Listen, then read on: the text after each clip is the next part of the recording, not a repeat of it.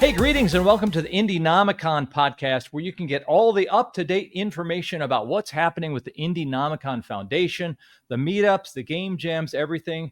The fastest way to get that info and to sign up for future events is to click on the QR code that'll be sitting right down below. There's probably a link in comments wherever this is posted also. I am excited because the gentleman who is to my right, where you're looking at us, is somebody I've known for quite a while.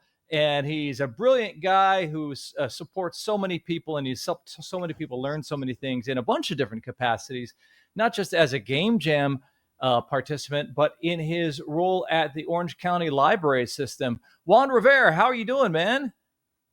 Hey, I'm doing great. I'm very excited to be here today. Thank you for inviting me, man. I'm so honored. Thank you so Oh, much. of course, you are a cornerstone of the community in so many different ways. You're a friendly face to people who are entering into learning about, programming and game development for the first time, and then folks probably rolling up to the game jams. You're a person who maybe they're intimidated by because you've won so many times. Probably, I don't know. I don't know.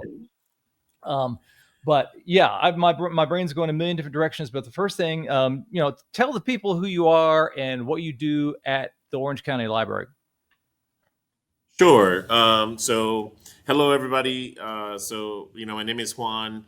I am the game development instructor at the Melrose Center, which is located in the downtown library of Orlando, Florida. And what the Melrose Center is all about, if you haven't visited before, come and check us out. We're in the downtown library on the second floor. We are primarily a co-working space. You can come in and you work on your projects. We give you access to a ton of tools and resources you can use. And we also create classes to help you learn the tools and the resources that are available here. And that's where I come in as a game development instructor. I create classes that focus on teaching people how to get into that game industry, but when it comes to using the software. So, things like Unity, Unreal, Blender, Substance Painter, using equipment like VR headsets, motion capture suits, joysticks, gamepads, um, simulator equipment. My focus is to kind of ease the roadblock of like how to integrate this hardware into the game development software so I can just create an application by me teaching you how to do that and how to use the software throughout classes that I teach online and in person, and even hosting casual learning events that we do. Like, I host a game jam, and we invite Indienomicon to come here and host their events, the first Saturday of every month.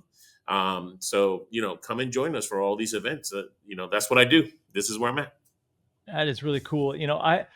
I've throughout my life tried to enter some new, like skills and try to learn some new things. And sometimes you'll meet a person who's kind of the gatekeeper, and they might be somebody who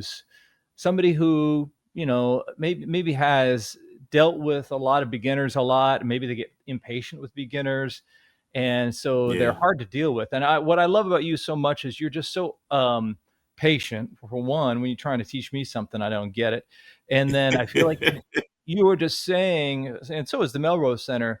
We got all the cool toys. Come use them. They're here. What's that feel Yeah. to be a part of that? To be a part of enabling people? Oh, I think it's great. This aligns perfectly with since we are in the library system, right? And usually people come into the library and they're looking for books, they're looking for information, they're looking to better themselves, they're looking for access to resources that can help them, go to that next step in their own personal lives, and throughout existence, the library has always been that location where people can come in and check out books, check out knowledge, and everything like that. So the Melrose Center is like that next step of accessibility for our patrons, where they can come in and not only, you know, access the knowledge, but also access the tools so they can just feel free and empowered to just create their project and the things that they need to be able to go beyond that next step. So Yeah. that being part of that for our patrons, it's incredibly rewarding, honestly. That's got to be.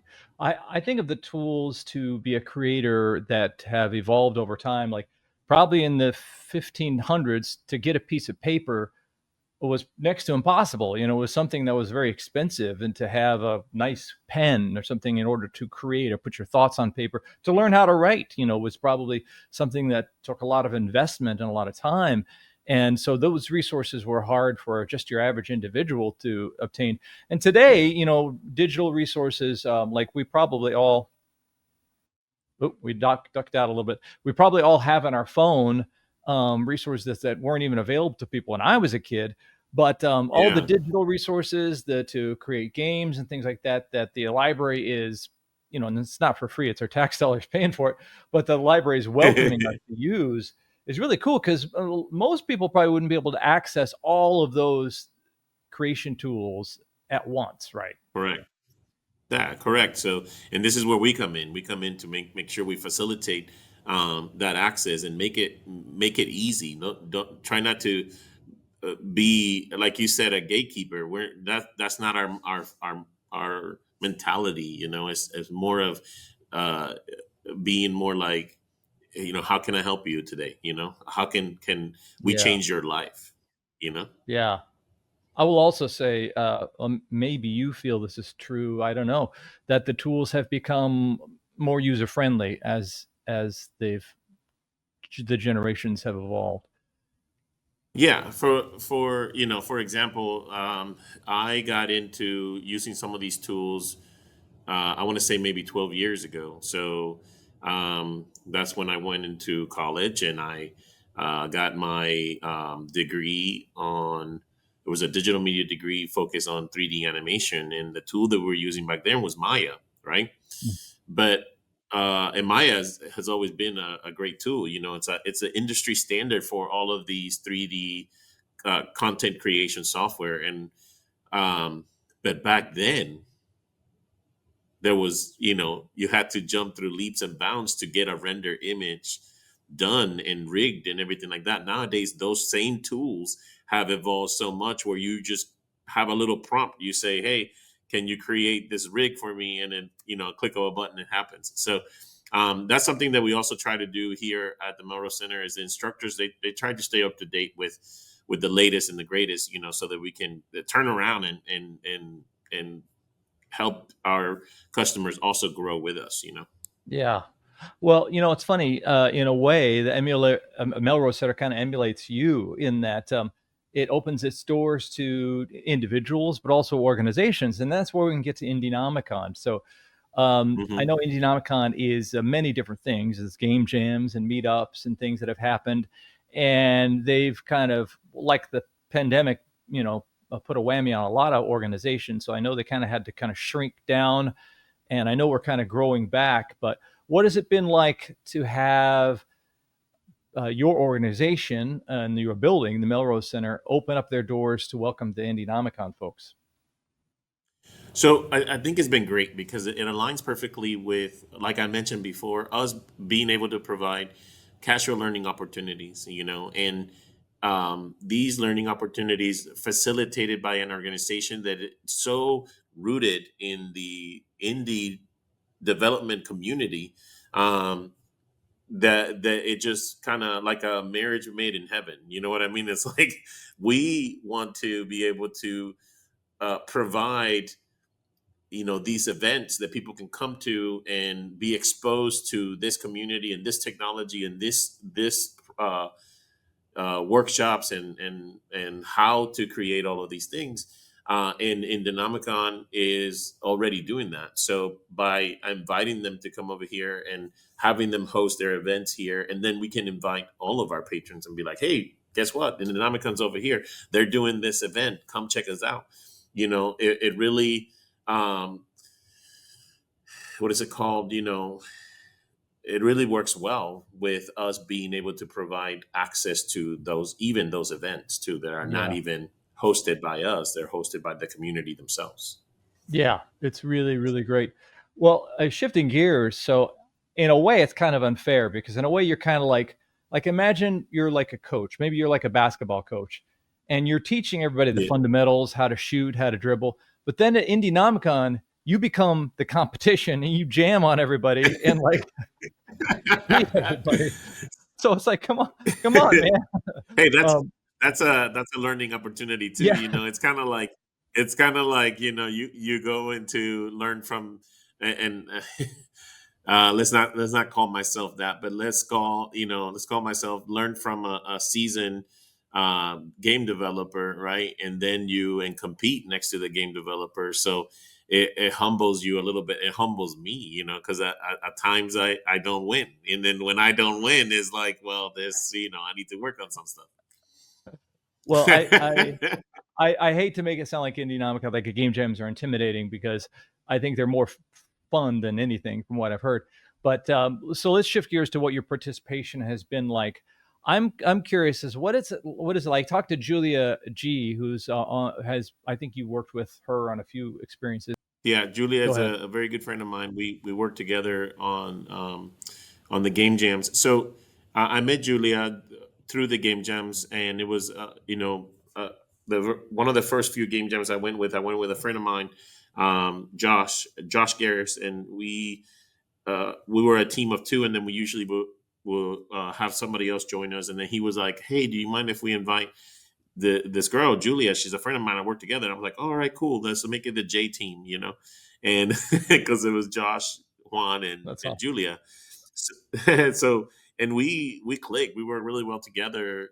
She's great. She was a programmer as well, and then we invited another friend of ours, John, and the group of us. It was kind of like a place where we would hang out, and um, work on a project together and get to know each other, get to know from each other as well. So that was a really good experience, meeting them. But not only that, being part of that community and meeting all the other people that are competing, because even though we are competing against one another, we kind of help each other out too, right? We walk around, we see the competition, we see what's going on, and if they're trying to figure something out, they can figure it out. And I know, hey, this is what you have to do. It's not like we hide it, it's like Yeah, we're not like good luck, try to figure that yeah, out. No, we help each other out. We jump right in, and we're all excited to even though we're competing against one another, we're all excited to see that project be completed and see how far you can get with that. yeah. So it's a wonderful community to be part of, and I will continue doing it as long as I can. hmm Yeah, I think that's an interesting thing. You want people to succeed to make their product, because that's Yeah, when the throwdown happens. Is what how does their product compare to your product, and what are the aesthetic? And I think what's helpful is there's often so many things that are different about the concepts and things that it's not like if you hadn't helped them, then it would. I don't know. I just love that supportive environment. And I was talking to some of the folks, like talking to Matthew Hogan, and saying that's kind of what Central Florida is like. If we were in Seattle or Silicon Valley or some of these more cutthroat type places, then you have to kind of fight tooth and nail to win because there's billions of dollars at stake. And right now, it's a real supportive community because everybody here is looking to make a name for the area, looking to make a name for themselves. And in a way, kind of all boats rise with the tide. If somebody has a big success here in Central Florida, then it gets eyeballs on everything here. So that's a wonderful yeah. aspect of the collaborative nature. So, um, question. So in the heat of battle, is there anything that you've kind of learned? Like one thing that Julia said is kind of like scope creep. Don't bite off more than you can chew. Don't think of this crazy functionality that's going to take a miracle to pull off. Figure out what you can accomplish. But is there anything else that you recall kind of learning in the moment? Um, yeah, it's like so that's one of the biggest lessons that you learn in in these type of events where you have to Yeah. only a few hours to prototype something, but you also learn how to collaborate with a team, which is very important, right? Yeah. You communicate, you learn how to communicate, you know how to work with one another, you Hmm. learn how to delegate, and say, hey, we there's usually one of the members who maybe they're the one who came up with the idea this time, and they're like, um, and we all liked this idea, and this member usually is the person who takes the reins when it comes to being the production manager, and they're Yeah. like, keeping track of what's going on, and that's their job, right? And then sometimes my job is the programmer. Sometimes I'm also an artist, so Hmm. sometimes my job is the artist. Our group has expanded. We have a team of like, I don't know, 6 or 7 people now. We have like 2 programmers, 2 artists, or 3 artists. So we really kind of divvy up the work and say, hey, you focus on this while I focus on this, and I focus on this. And then we, one of the biggest challenges that we had encountered with such a large group was to be able to work on one project, right? Sometimes we learned the hard way that we overrode somebody else's progress, because we Oh. happened to be working on the same scene, and they Oh. were they were working on the same scene, and they worked something, and then I submitted my changes, and it completely Oh. um, erase whatever they're Oh working on, no. and so that's one thing that we have worked on, to fine tune, is like, make sure you work don't work on the same scene, Yeah. like work on your own scenes, Yeah. and then bring it all together in that one scene. So that was one of the biggest skills we learned, to make sure that we don't step on each other's toes, when we're working on the same project. Yeah. I know at the OCLS and the online classes, you teach courses that show a project from kind of start to finish, or all the components of a project, which I think is really great. And it could be something like rigging a character in Blender, or it could be the Robot in Danger series. Yeah, yeah, Those yeah. are really great. Um, I wonder though, those take place over sometimes a week of classes. I Hmm. wonder if it's fun to know whatever we do with this game, it's got to be done in 48 hours. It, you know, whether it's good, whether it's bad, whether it's dumb, whether it's cool, we can wash our hands of it in that time. Or is Yeah. it frustrating because of that? For me personally, it's not frustrating at all. Okay. I normally, but I can see how it can be for some people to be like, you go into the project, you spend 48 hours on this project, and you put all your sweat and tears into it, and then after you're done, it's like, okay, let's move on to something else, and that could be a little frustrating, because then you don't know what's going to happen with that particular project. But I like to think that every single project that you create, whether it's a project that you pursue to completion, to a product that you make money out of, or whatever, there's something you gain out of it.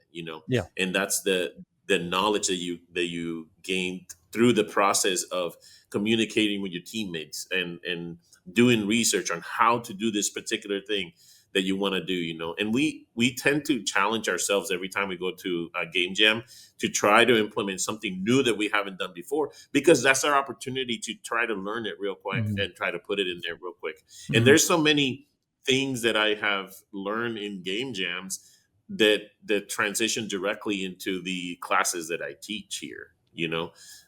So the I have a class where I teach how to import assets into Unity. It's a simple Yeah. class.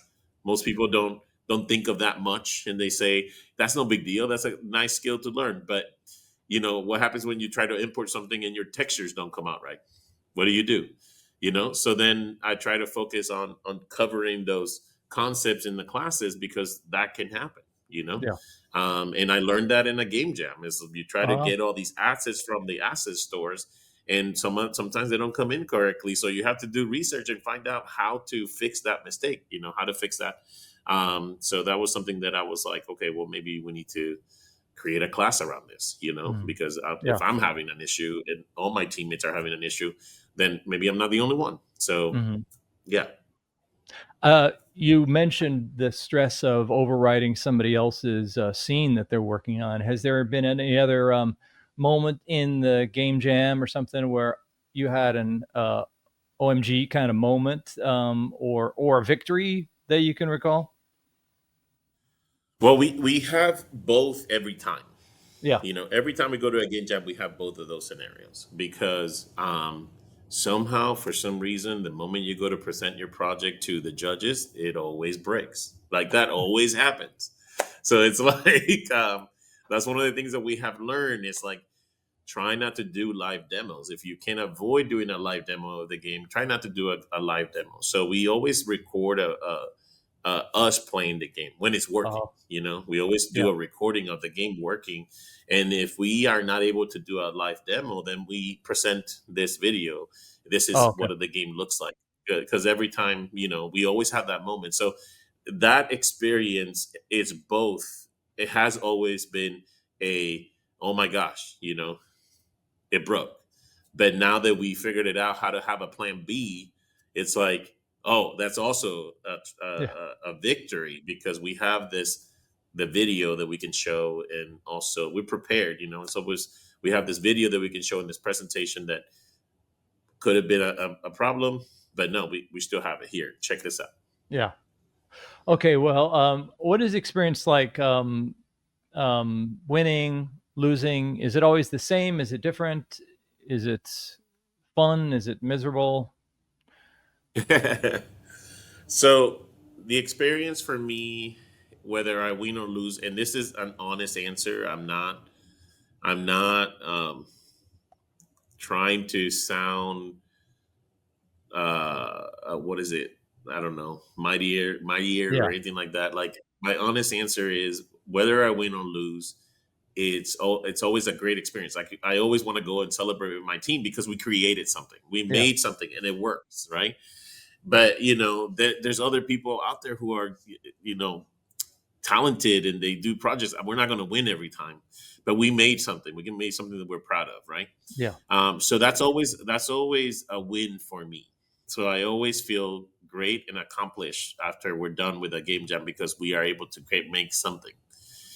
Now, if I win, it would be super exciting. That's that's Yeah. always that's always Absolutely. great. That always feels good. There's always a reward, and it feels much better when you win.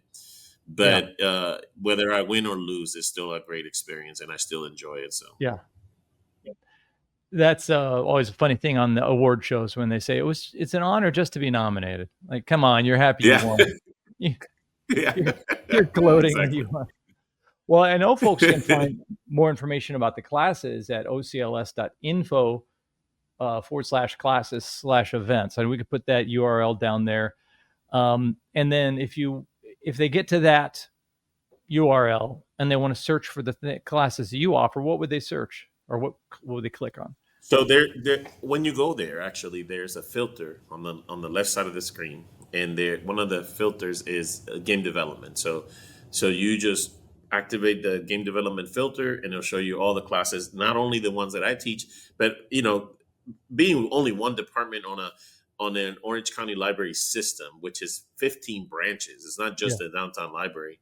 We have instructors that teach at remote branches, and some of them do teach game development as well in different capacities. The focus in the Melrose Center is to focus on easing access to the equipment and the software that we have in the Melrose Center. So we focus on that.